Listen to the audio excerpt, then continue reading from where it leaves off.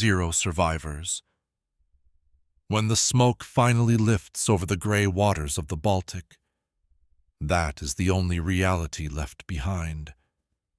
We are not looking at a merchant convoy lost to a gale. We are looking at 60 Royal Swedish warships, the apex predators of the sea, reduced to driftwood and silence in less than 60 minutes. The Vikings, the wolves who besieged Paris, the men who made emperors tremble. They did not fall here against a rival kingdom or a great power.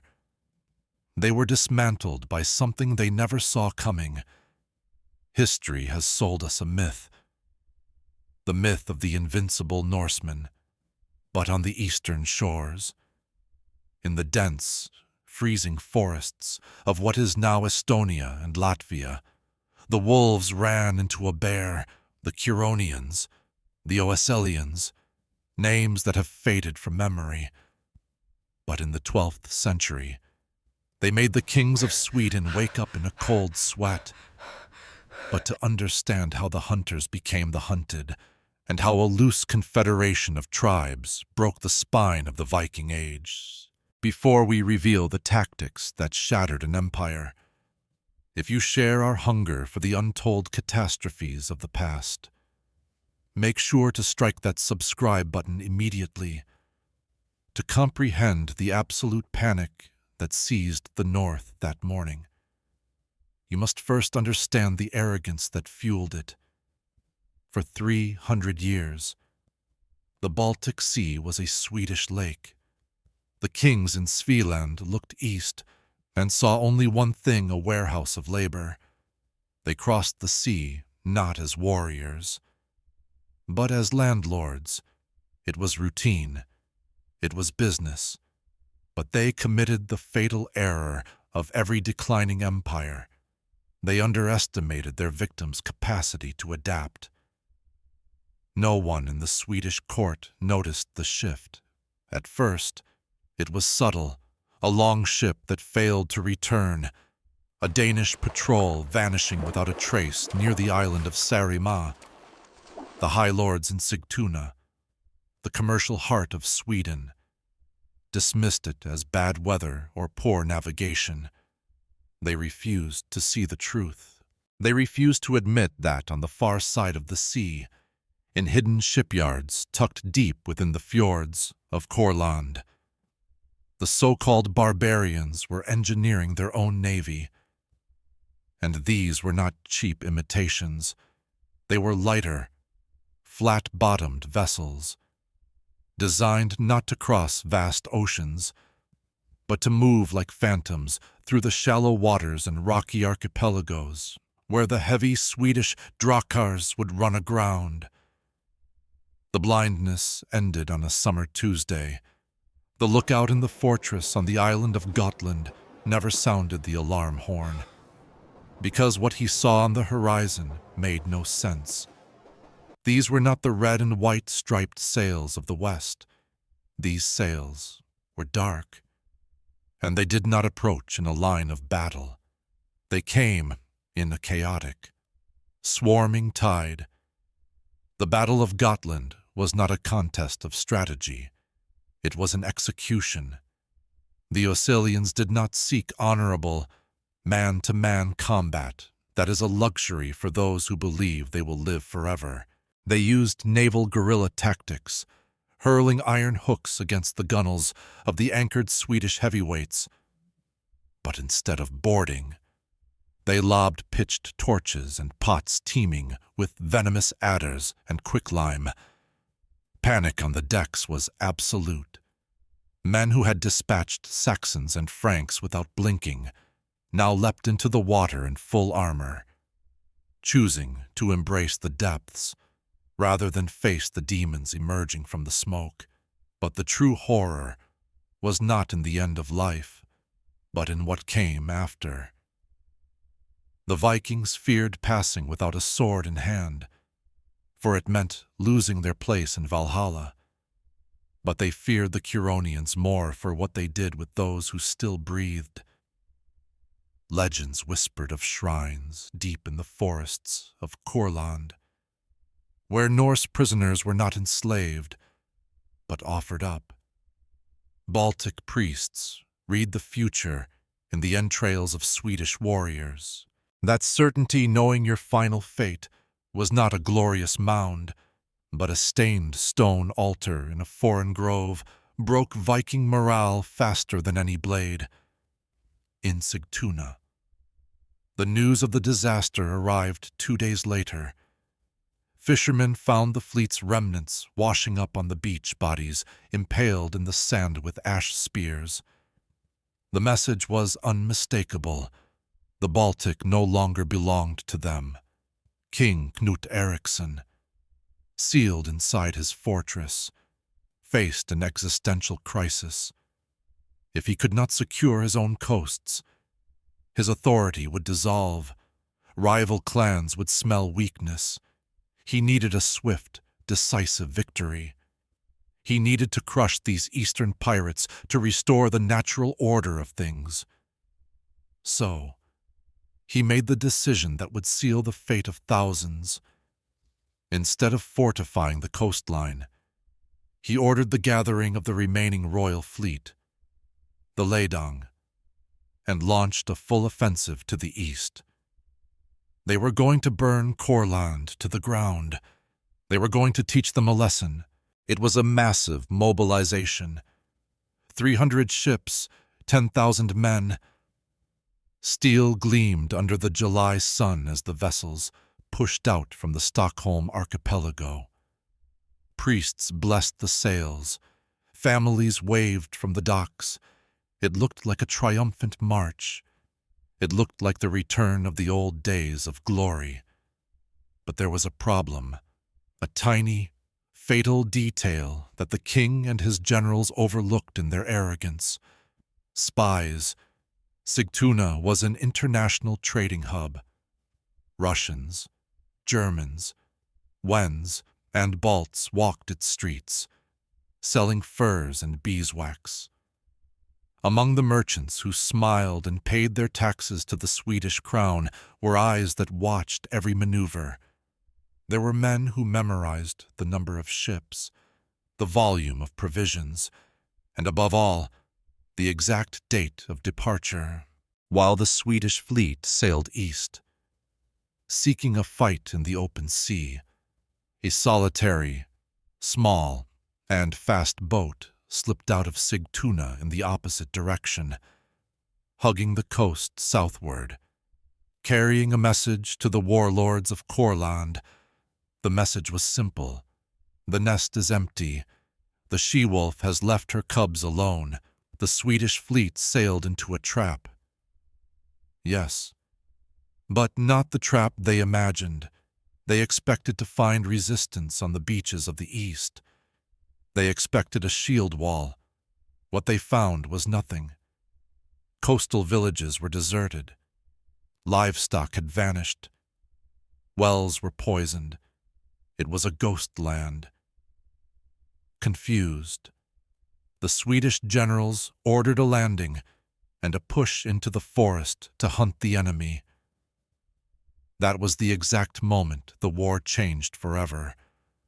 While 10,000 Vikings marched heavily through the trees, chasing an enemy that dissolved like mist, 300 kilometers away, across the sea, a massive fleet of black sails emerged from the morning fog of the Swedish archipelago.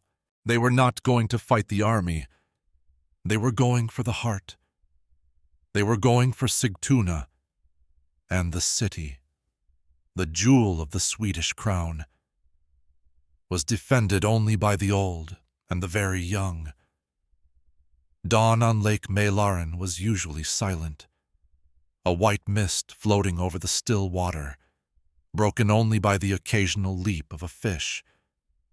But that morning, the mist was broken by the sound of 1,000 oars striking the water in unison. For the inhabitants of Sigtuna, the stone city, the commercial and religious center of the north, The nightmare did not wait for the sun to rise. It arrived with the first light. The wooden barriers protecting the harbor entrance, massive pilings designed to stop heavy deep-draft vessels, were useless. The shallow-draft Curonian and Oeselian ships simply slid over the submerged obstacles like snakes crossing fallen branches. There was no negotiation. There were no cries for surrender, only fire. The city guard, composed of veteran elders and youths who had not yet seen their first winter at sea, ran to the walls. What they see froze their blood. It was not a disciplined army forming shield lines. It was a tide. Baltic warriors disembarked running, leaping from the prows before the ships touched sand. They did not wear the heavy chainmail of the Norse that slows movement. They wore hardened leather and wielded short axes. They were fast, brutally fast. In less than 15 minutes, the main gate of Sigtuna was in flames. Meanwhile, 400 kilometers to the east, in the dense forests of Kurland, King Knut Eriksson began to sense that something was terribly wrong. His army of 10,000 men had been marching in circles for days. Local guides they had captured and interrogated for information had led them into swamps where horses broke legs and armored men sank waist-deep in black mud. The enemy did not appear, and that was worse than seeing them. Every night, 3 or 4 Swedish sentinels vanished. No scream was heard. They only found their helmets dented on the moss the next morning. Psychological warfare was dismantling the discipline of the most powerful military force in the north. The captains began arguing among themselves. Where are their cities? Where is their gold? The answer was the silence of the forest. The Curonians did not defend territory. They defended time. Every day the Swedes spent, there was a day Sigtuna burned unprotected. Here's the nightmare scenario. You are the king. You command the largest army in Swedish history. But you are fighting a ghost. Your supplies are dwindling. Your men are terrified of the woods, and you have zero intelligence on the enemy's location. Do you press on, risking total encirclement to force a decisive battle? Or do you order a humiliating retreat to the coast, admitting defeat to save your army? Pause the video right now. Comment, press on, or retreat below. I want to know what you would do in the king's boots. With the decision made, Knut swallowed his pride. "Back to the ships," he ordered, spitting on the ground. "We will return next summer and burn this cursed forest." But when the Swedish vanguard reached the beach where they had left their fleet, the king's heart stopped. The ships were there, yes, but not as they had left them. Of the 300 anchored vessels, 50 were blazing infernos, a fast Curonian raiding force, hidden in nearby coves, had waited for the main army to penetrate the forest before attacking the rear guard. The sentries left, watching the ships lay silent on the shore, with black arrows in their throats. Chaos seized the beach. But across the sea, the true catastrophe had reached the altar. Archbishop Johannes, the most sacred figure of Christianity in Sweden, took refuge at the main altar of Sigtuna's cathedral. Surrounded by terrified citizens, they believed the church walls would protect them. They believed even barbarians would respect the house of God. They were wrong. The Oeselians did not come for gold, though they took it. They came to send a political message.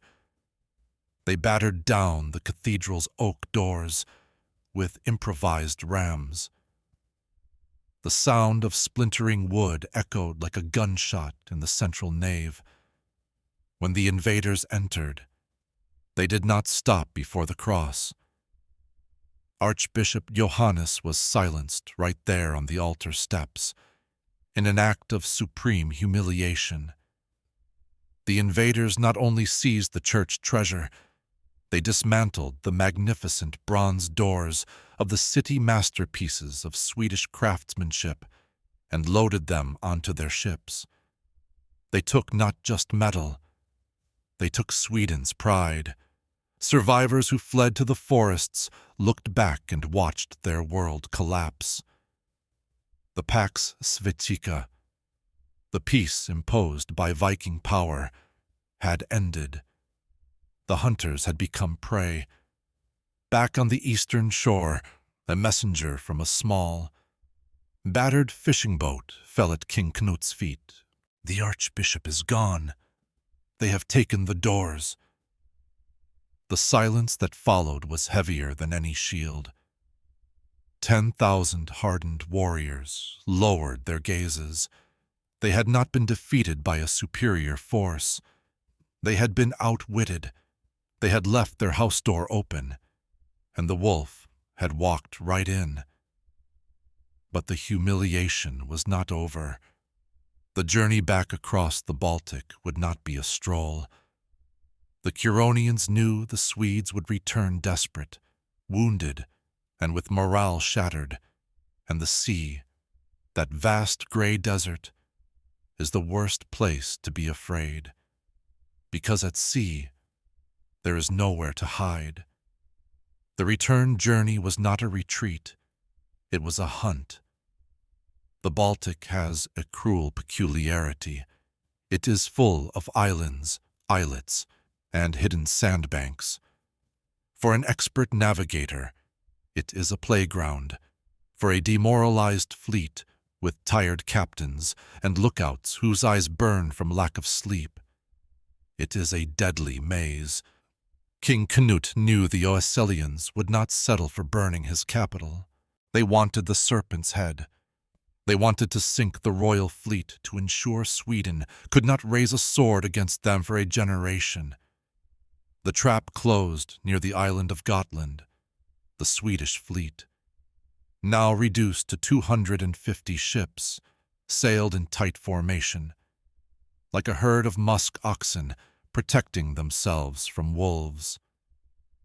But the sea allows no shield walls. Fog rose in the mid-afternoon and revealed the nightmare. They were not alone. Small, fast ships, painted gray and blue to blend with the water, appeared on the flanks. They did not attack head-on. The Balts had studied Viking naval warfare and knew boarding a drakkar full of heavy warriors was suicide. So they did something new.